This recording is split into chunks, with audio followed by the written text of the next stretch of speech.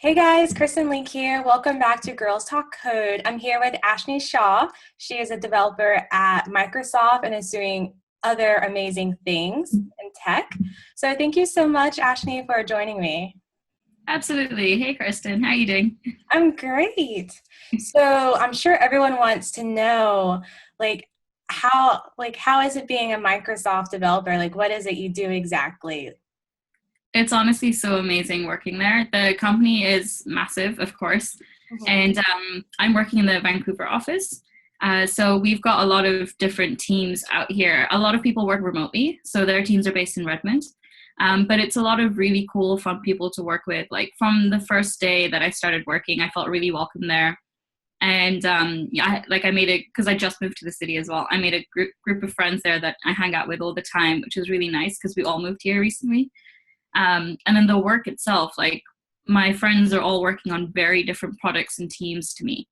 And like the breadth of the kind of products that you can work on are just so interesting. I'm working in networking and it's very low level, deep end stuff. And then one of my friends is working on the store, like the app store, and it's very very visual, very front end. And another friend's working on secret projects, and it's just really interesting, all the different kind of things that we're working on, the tools we're using, and it's a lot of fun. And it also means that there's a lot of different ways you can like if you're not loving what you're working on, you can always find another team in the company to transfer to. Oh, that's pretty cool. Yeah. So what exactly is networking? Will you explain that for everyone? Sure. So without going into Yeah, too many technical don't worry. details. You don't have to just go as um, detailed as you want to. Yeah, so I work on the DNS part of the networking team at Microsoft, and the DNS is domain name service essentially. And so when you go into the browser and type in, www.microsoft.com or something like that, the browser needs to go and figure out which IP address hosts the files that you're trying to get. And so we work on the routing part of figuring out where to look for the IP address or how to get the IP address back. And networking in general is just the group of computers that are connected together and to get you the internet files that you want, essentially. Okay. So what type of programming languages do you use for that? Or is that more scripting kind of? No, we actually have services that we use. Some of it's for security, some of it's for throttling requests and queries and stuff like that. And all these different components are written in different kinds of code. Okay. I'm currently working in C++, but there is not HTML, XML. There's a lot of XML for the configuration files and stuff. And then there's some stuff in C, which is always fun. There's some stuff in C#, and then there's what was I working on before? Then there is some scripting with Bash and PowerShell, and I'm sure the other products, my friends working on other teams, they work on other stuff like AngularJS, which I love, and I'm very jealous of them. And another friend is working on secret stuff, so I can't actually talk about that. But yeah, it's a pretty big mix, so it's great. Cool. And how did you get your job at Microsoft? Like you said you moved, so you applied before you moved to Vancouver? Yeah, so I was originally in Toronto for the last few years, where I was studying computer science at the University of Toronto. And I got to know some of the recruiters at Microsoft because I was helping host some events at the university, and Microsoft was one of our contacts and sponsors. And so I, obviously, when it came time to apply for jobs, I sort of said, "Hey, you want to hire me? Because I'm kind of cool." And and it seemed to work. So they sent over, or I did my first round of interview on campus because there was a recruiter visiting our campus at the time, and then they scheduled my on-site a month later, just because they were busy. I was busy with other interviews and stuff as well. And I came and I did my interview in the Redmond campus. Okay. And it was one of the not 4 day, sorry, full day, 4 interviews back to back kind of a process. And then after that, obviously we met up with other people who were also interviewing, and we went out for lunch and stuff, and then came back to Toronto. And I found out like a couple of days later that I got the job, which is really exciting. Yay! That's cool. So how long have you been there at Microsoft? I started working in October.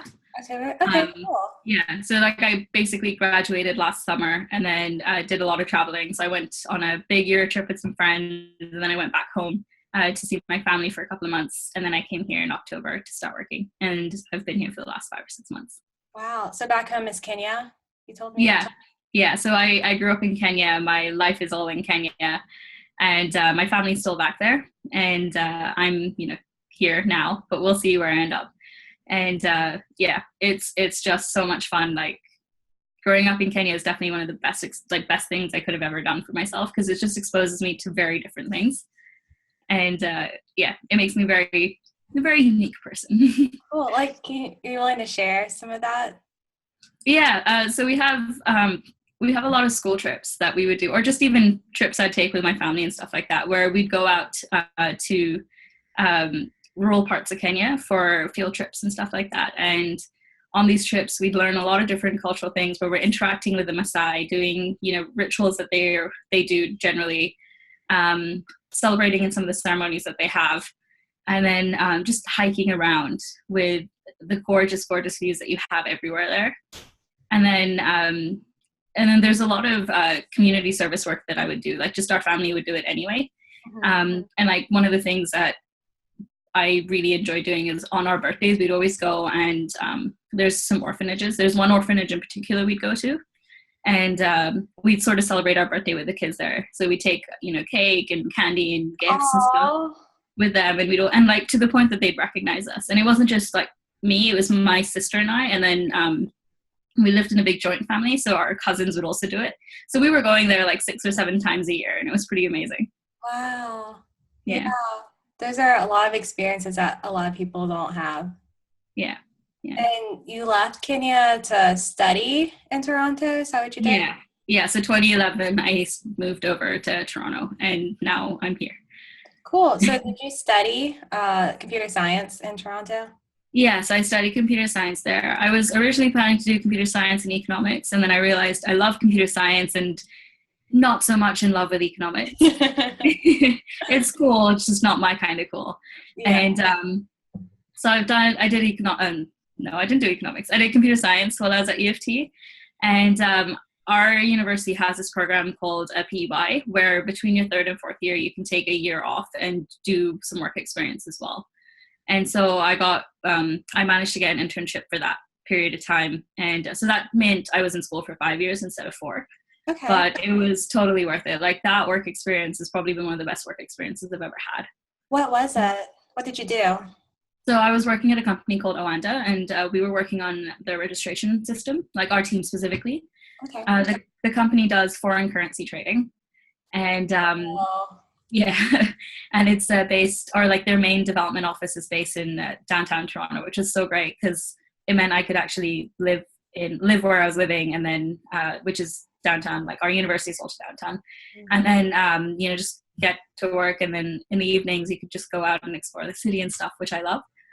And the team there was great. Like I still talk to quite a few people who work there, and I mentioned AngularJS, like I'm jealous that my friends are working on it here. It's because a lot of the work we did at Orlando was AngularJS based, or like our team. And so I got, like, for a year I worked on it and I got really good at it. Yeah. Nice. Yeah, it's definitely one of the best internships I've had.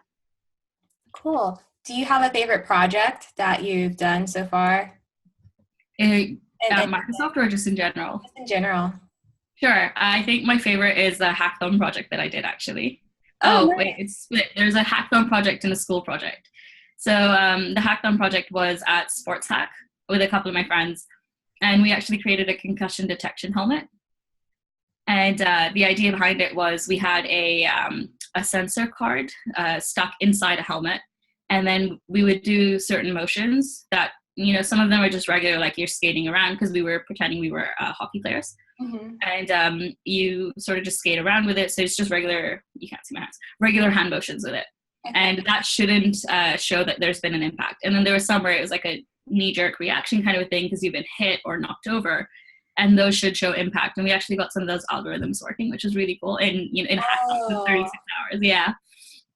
So that one was really cool. And then I think my other favorite project, which was my final year, one of the big projects we did in my final year, Mm-hmm. was a schizophrenia based app. So it's to help patients with schizophrenia with by letting their doctors as well as third-party helpers or caretakers, so like family, friends, and anyone else who's involved, monitor patients with schizophrenia by sort of tracking their data, sending them updates, and then the third-party people could also send updates to the doctor, and just sort of having more coverage on the patient, so you can notice when the trends are going down. And it was actually pretty cool. We won the Health Edge Fellowship program for it, so we actually Congrats! yeah, it was That's really awesome. Holy cow. I'm so impressed right now. Thanks. And I know you were mentioning to me there are other things that you're doing in tech. What are some of those? So I did a lot of different things when I was in university, and it's one of those, like, I've just always felt like if I'm busy, I'm most productive when I'm busy. Mm-hmm. And so that's kind of just why I like to keep busy with lots of different things. So in university, I was president of our student union for a year. And the year before that, I was part of our student union. And I pushed a lot of different initiatives to get events like Tea Time with the Profs set up, where, like U of T has some incredible professors. And this was, professors are always very intimidating in your first couple of years when you're like, oh my God, you're really smart. I don't know how to talk to you. Yeah. So the idea behind that event was to just make it a very informal, very casual, hey, let's have some tea or whatever, and chat about the kind of research that you're doing there. And then that way, people who are interested in research, and usually in first or second year, you don't know if you are, you had a chance to go and talk to professors, find out what they're working on, build a relationship with them, so that in later years, if you do want to go into research, you already have that connection with them. And that was just one of the things we did. We also did game nights, which are always great, pub nights, which are always great. And then we started a huge hackathon, which I was really proud of. And they actually, so I ran the hackathon for 3 years. And then the team who took over recently finished the 4th year's hackathon and are planning the 5th. And it makes me really happy to see that, like this baby project that I started is growing and continuing. Yeah, so that's probably one of my big prides from university. And then I'm currently, I work at Microsoft, and then I'm also doing I'm part of a startup called Elixir Labs right now. And our goal is essentially to build build solutions for social good. And we partner with nonprofits, ideally, who need help with building out their apps and things like that. And, they don't have a lot of resources. Right. So we'll go and build out the app for them, and then they can use those resources to help whoever it is they're helping in other ways. And there's like one team in Germany right now, and we've actually helped save them like quite a lot of money with the app that we're building for them. And it's really great because I get to mix the two things I love most, which is technology and philanthropy. And it's just really nice. And like we're building out our team, and we're getting more people on board. So it's really great. Oh my gosh, that's amazing. Yeah. What kind of app did you build for the Germany nonprofit? It's still under, we're still working on it, so I can't talk too much about it right now. Yeah. Okay. Top secret. I'll share it out once it's ready. Okay, cool.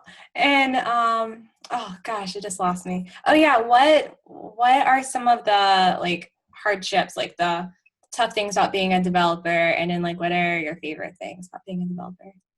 Bugs. And that answers both questions, if I'm being honest. So I have a weird sick, there's that weird sick feeling of joy you get when you actually figure out what the bug is. Yeah, it's like euphoria. Yeah, and it's because you've been going at it for so long. Like there's a couple, I'm currently working on something right now, and there's this bug that had been killing me for 3 days. And it turns out I hadn't actually written the line of code to start one of the helper things that I needed.